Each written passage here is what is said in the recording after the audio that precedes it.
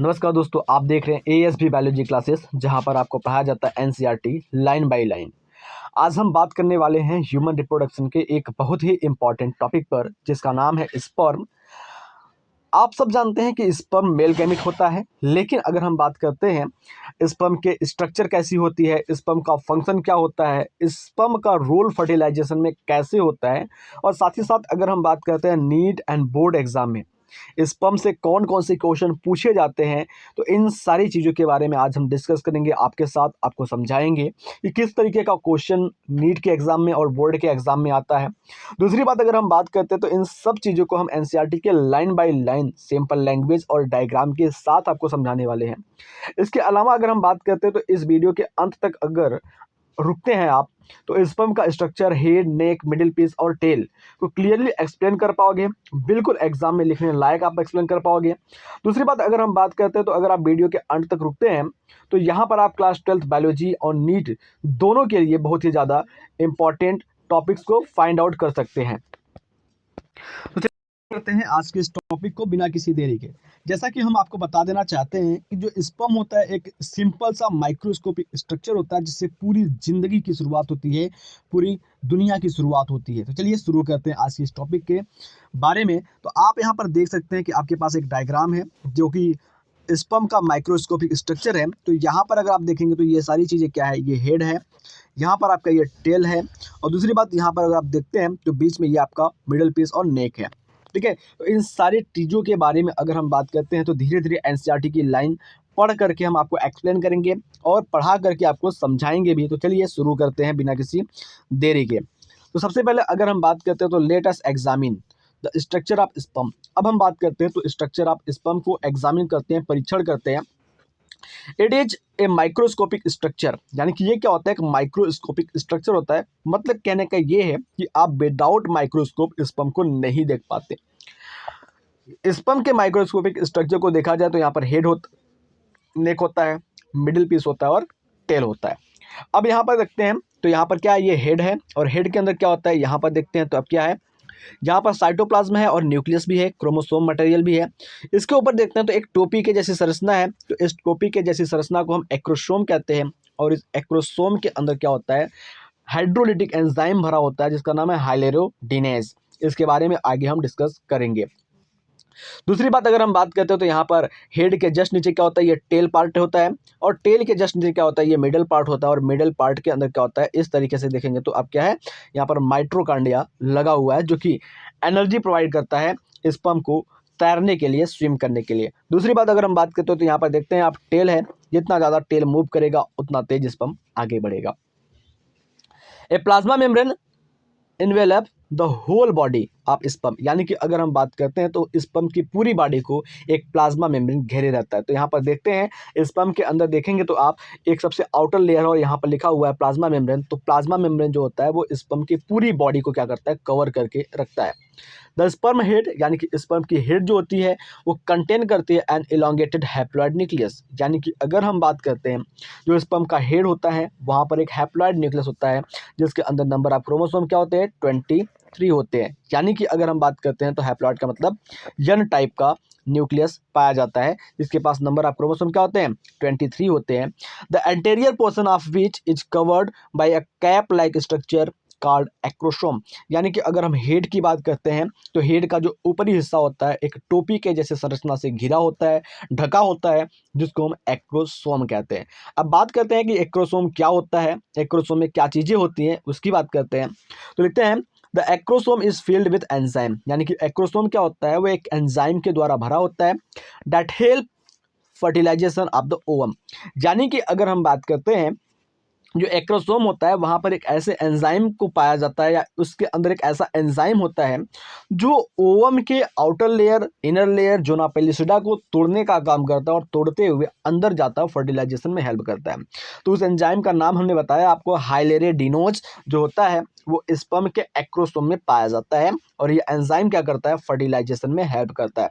या कह सकते हैं कि जो एक्रोसोम होता है, अगर स्पर्म के बॉडी से एक्रोसोम को कट करके हटा दिया जाए तो स्पर्म क्या कर सकता है, फर्टिलाइजेशन नहीं कर सकता है। बात समझ में आया, यानी कि स्पर्म की बॉडी से एक्रोसोम को जैसे ही आप रिमूव करोगे तो वो फर्टिलाइजेशन की योग्य नहीं बचेगा, क्योंकि उसके पास वो एंजाइम नहीं रहेगा जिससे वो फर्टिलाइजेशन कर सके। आगे बात करते हैं द मिडिल पीस यानी कि मध्य भाग की बात करते हैं। फजेजेस न्यूमियस माइट्रोकांडिया यानी कि अगर हम बात कर रहे हैं जो स्पर्म की मिडिल पीस होती है, जो मध्य वाली भाग होती है, वो क्या करती है, बहुत सारे संख्या में क्या करती है, माइट्रोकांडिया को बियर करके रखती है, विच प्रोड्यूस एनर्जी, जो कि क्या करता है, एनर्जी प्रोड्यूस करता है फॉर मूवमेंट ऑफ टेल, यानी कि जो स्पर्म की टेल होती है, टेल को मूव करने के लिए ढेर सारी एनर्जी प्रोवाइड करता है। ठीक है। और दूसरी बात अगर हम बात करते हैं तो facilitate sperm motility essential for the fertilization. अब अगर हम बात करते हैं तो जो स्पर्म की मोटेलिटी होती है वो भी काफ़ी ज़्यादा ज़रूरी होती है। अगर स्पर्म मोटेलिटी ना करे यानी कि स्पर्म मूवमेंट ना करे तो फर्टिलाइजेशन की प्रोसेस नहीं हो पाएगी, क्योंकि जो फीमेल गैमेट होता है वो फीमेल गैमेट स्टेरॉइड होता है। मतलब अगर हम बात करते हैं तो वो क्या होता है, फीमेल गैमेट मूव नहीं कर पाता है, जो मेल गैमेट होता है वो मोटाइल होता है।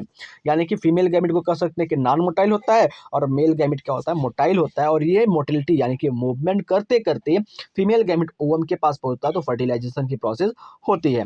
आगे बात करते हैं द ह्यूमन मेल यानी कि ह्यूमन मेल जो होता है, यानी कि हम लोग जो हो गए, ejaculate about 200 to 300 million sperm during the coitus of which. ठीक है। अगर हम बात करते हैं जो एक मेल होता है ह्यूमन का, वो एक बार सेक्स करता है, एक बार कोइटस करता है तो वो क्या करता है, 200 से 300 मिलियन स्पर्म को प्रोड्यूस करता है। फॉर विच नॉर्मल फर्टिलिटी, जो कि क्या है, नॉर्मल फर्टिलिटी के एटलीस्ट 60% स्पर्म जो होते हैं वो मस्ट होते हैं normal shape and size. At least 40% जो होते हैं वो क्या होते हैं, उनके पास शेप जो होती है और जो उनकी जो मोटेलिटी होती है वो क्या होती है, विग्रस होती है, यानी कि बहुत तेज से मोटेलिटी करते हैं। यानी कि कुल मिला जुला करके अगर हम बात करते हैं तो फर्टिलाइजेशन के लिए आपको कितना चाहिए, 200 से 300 मिलियन स्पर्म की ज़रूरत होती है, जिसमें से 60% आपके क्या होते हैं, नॉर्मल होते हैं, और बाकी के जो 40% होते हैं वो सुपर फास्ट होते हैं। और ये 40% ही स्पर्म क्या होते हैं, वहाँ पर पहुँच करके फर्टिलाइजेशन कर पाते हैं। तो आगे चलते हैं, स्पर्म के बारे में आगे की लाइंस को जानते हैं। साथ ही साथ हम आपको कुछ क्वेश्चंस भी बताएंगे इससे रिलेटेड, जो आपके लिए काफ़ी ज़्यादा महत्वपूर्ण होगा। तो आगे की लाइंस में देखिए, तो आगे की लाइंस में क्या लिखा हुआ है उसको भी समझते हैं। तो स्पर्म रिलीज यानी कि जो स्पर्म होता है वो रिलीज करता है फ्रॉम ए सेमनीफेरस ट्यूबल्स, यानी कि जो स्पर्म होता है वो रिलीज होता है, बाहर निकलता है सेमनीफेरस ट्यूबल्स को, and transported by the accessory duct, और एसेसरी डक्ट के द्वारा ये ट्रांसपोर्ट किया जाता है, ले जाया जाता है सिक्रीशन ऑफ एपिडिडाइमस, एपिडिडाइमस का जो सिक्रीशन होता है, वॉच डिफरेंस का जो सिक्रेशन होता है, सेमिनल वेसिकल का जो सिक्रेशन होता है, एंड प्रोस्टेट का जो सिक्रेशन होता है, वो इसेंशियल होता है maturation and motility of sperm. यानी कि कुल मिला जुला करके अगर हम बात करते हैं तो यहाँ पर जो एसेसरी डक्ट होता है, एसेसरी डक्ट के अलावा अगर हम बात करते हैं तो एसेसरी डक्ट जो होता है वो ट्रांसपोर्ट करने का काम करता है, और साथ ही साथ यहाँ पर जो ग्लैंड होते हैं, जैसे कि आपका एपिडिडाइमस हो गया, आपका वास डिफेंस हो गया, आपका सेमिनल वेसिकल हो गया, ये सारे क्या होते हैं, एक फ्लूइड को सिक्रीट करते हैं, और वो फ्लूइड क्या करता है, स्पर्म के मोटिलिटी और उसके मैच्योरेशन यानी कि परिपक्व होने के लिए जिम्मेदार होते हैं। The seminal plasma along with the sperm continues the semen, यानी कि अगर हम बात करते हैं जो सेमिनल प्लाज्मा होता है, जो सेमिनल वेसिकल से निकलने वाला जो प्लाज्मा होता है, वो स्पर्म के साथ जब मिलता है तो स्पर्म के साथ मिलने के बाद क्या कहलाता है, वो सेमेन कहलाता, सेमेन के नाम से जाना जाता है। ठीक है। तो यहाँ पर इसका मतलब क्या हुआ, इसके मतलब कि अगर हम बात करते हैं तो यहाँ पर लिख सकते हैं कि seminal plasma, seminal plasma plus sperm की अगर हम बात करते हैं तो सेमिनल प्लाज्मा और स्पर्म मिलकर क्या करते हैं, सेमेन का फॉर्मेशन करते हैं। आई होप ये चीज़ें आपको क्लियर हो गई है। The function of the male sex accessory duct and gland is maintain by the testicular hormone, यानी कि जो फंक्शन होता है मेल के एसेसरी डक्ट का और ग्लैंड का, वो कंट्रोल किया जाता है, वो मेंटेन किया जाता है टेस्टिकुलर हार्मोन, जिसका नाम है एंड्रोजन। आई होप ये चीज़ें आपको अच्छे से समझ में आ गई होगी। तो नेक्स्ट क्लास में हम बात करेंगे oogenesis, यानी कि फीमेल गैमेट के फॉर्मेशन की बात करेंगे। ठीक है। तो यहाँ से मैंने कहा था कि आपको कुछ मैं क्वेश्चन बताऊंगा, तो क्वेश्चन क्या होगा और इसका आंसर आप कमेंट बॉक्स में देंगे। मैं क्वेश्चन में ये पूछता हूँ कि सबसे पहले अगर हम बात करते हैं तो बोर्ड एग्जाम में रिपीटेड जो क्वेश्चन है वो है कि व्हाट इज सीमेन, यानी कि आपका सीमेन क्या होता है। अगर हम बात करते हैं तो क्वेश्चन ये है कि व्हाट इज सीमेन। ठीक है। दूसरी अगर हम बात करते हैं कि how many percentage of sperm is required for fertilization, यानी कि अगर हम बात करते हैं तो फर्टिलाइजेशन के लिए कितने परसेंट सेमेन की रिक्वायरमेंट होती है। तीसरी बात अगर हम बात करते हैं तो which part of the sperm is important for fertilization, यानी कि फर्टिलाइजेशन के लिए स्पर्म का कौन सा भाग जो होता है वो इम्पॉर्टेंट होता है। तो आई होप जो चीज़ें मैंने आपको बताई है वो सारी चीज़ें आपको समझ में आई है, और जो भी मैंने क्वेश्चन पूछा है उसका आंसर आप कमेंट बॉक्स में ज़रूर देंगे। तो मिलते हैं आपसे अगले क्लास में oogenesis के साथ।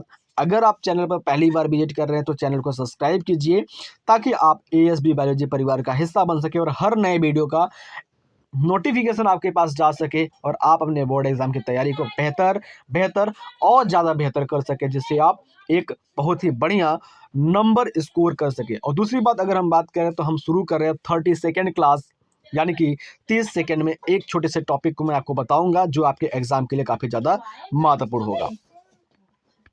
मिलते हैं आपसे अगले क्लास में, तब तक के लिए जय हिंद, जय भारत।